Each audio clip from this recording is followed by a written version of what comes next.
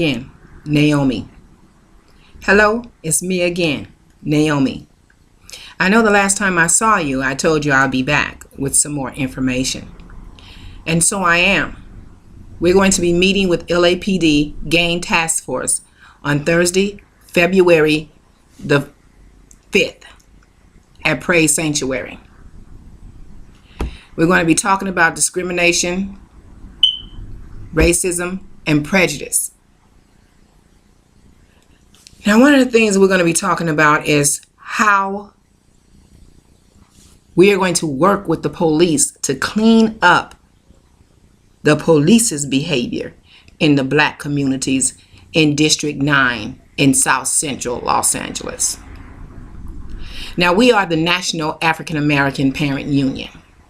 And people are confused with the National African American Parent Union. They don't seem to know what we do.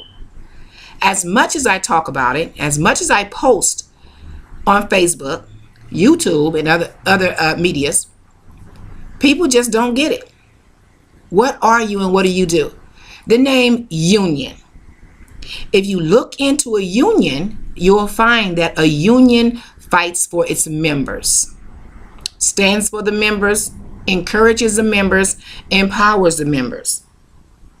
The union is there to make sure that you are getting your just due. We are a union. Now, some of you may have heard of the European Union. Some of you may not have. They're a union. We are a union. We look out for the best interests of our members, the best interest of our members. Is that simple enough? Okay, we help them to learn the laws, rules, and regulations that govern their communities. You know, it's often said in the Bible that my people die for the lack of knowledge and understanding. Now tell me, most of the black people that die when it's not their time are caught up in some situation that has to do with laws, rules, or regulations.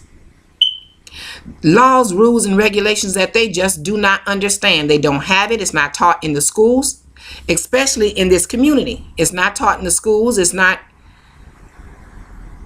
taught by the officials in the area. It's not taught by the parents. It's not taught anywhere. Anything that will help black people in the poor and low income communities have been taken out of those communities to make sure they don't get help, because everybody has to have somebody to blame. There's always a scapegoat. There has always got to be a scapegoat. And in this case, in this instance, all around this world, blacks have always been the scapegoat.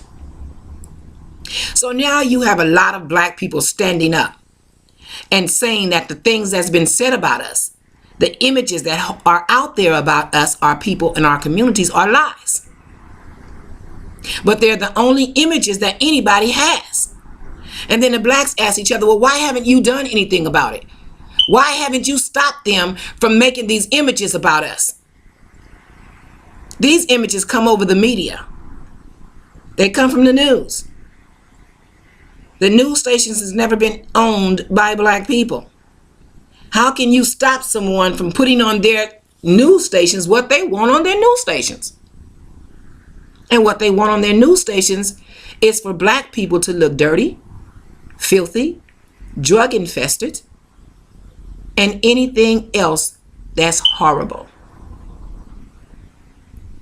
You could say, well, hey, why haven't you guys made sure that that's not the image? Well, because that's the image that you took on yourself as black people.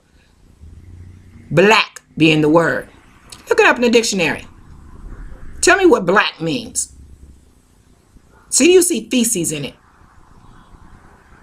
See, you see wicked, evil. See, you see any of those words, any of them, under black. And unless you as a black people come up with the description of what black people means as it relates to African African American people or African people or people of our color, if you're not going to come up with the definition and insist it be put in the dictionary, then you need to stop calling yourself black, because you're about as ignorant as black is. Now, does it sound like I am looking down on you? Yes. Look at the color of my face. Do it look like I have room to look down on you? You have to create your own image. And you have to be proud enough of that image to do something about it, to make it what you say it is and no one else.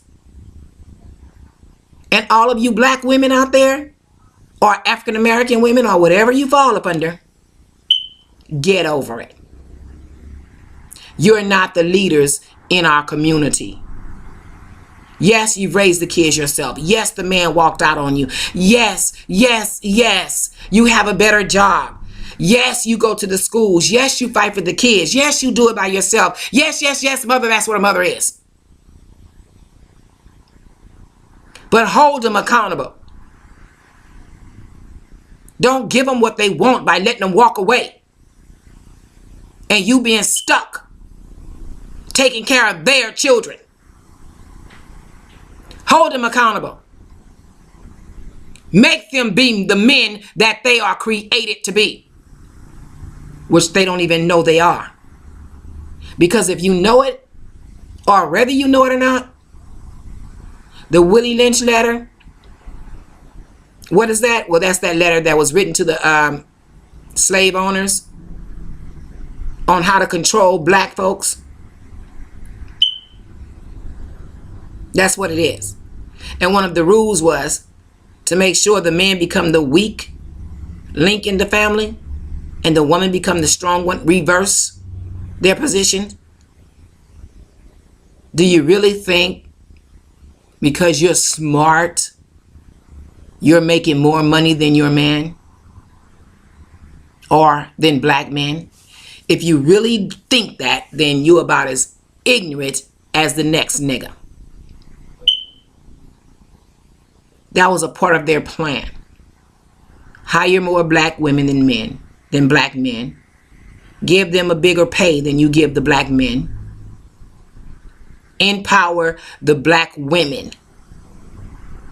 Make them believe that they're more than the black men. And it worked so well that you really truly believe that you are the ones created in God's image. You need to get over yourself. There also was something also in the Willie Lynch letter. And that something said this: there's only one way to reverse the curse. And only one somebody that can do it. And that is the black woman. Once she accepts the role of the woman and not the man, she would change the history of black people. Now tell me this, sis. Have you making more money than the black man? Have you raising the kids by yourself? Have you paying all the bills and running everything yourself done any better for our people? Has it done any better for our people? Reverse the curse, sis.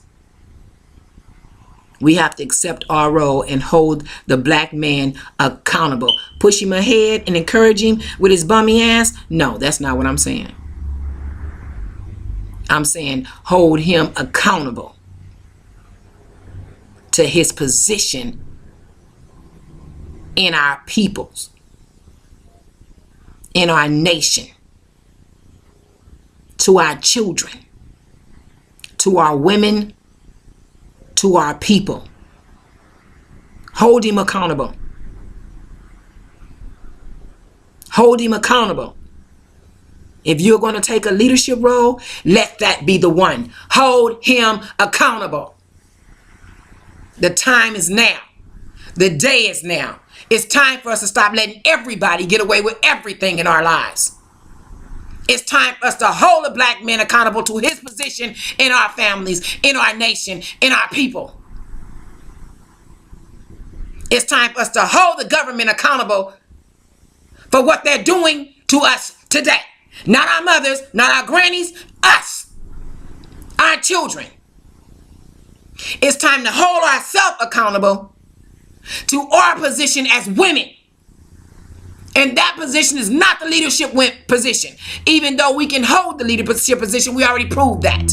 We already proved that we could do it all. But in doing it all, we haven't done a damn thing yet. We're worse off now than we ever been. You want to throw something at me? Go ahead and break your computer. I dare you. More to come. I wouldn't be talking to you if I didn't love you. If I didn't love our people. It's time for us to hold the brothers accountable for the brothers' position in our family and stop letting them run to somebody else. And you know what I'm talking about. And get away with it. I'm out. Until I see you again, much love.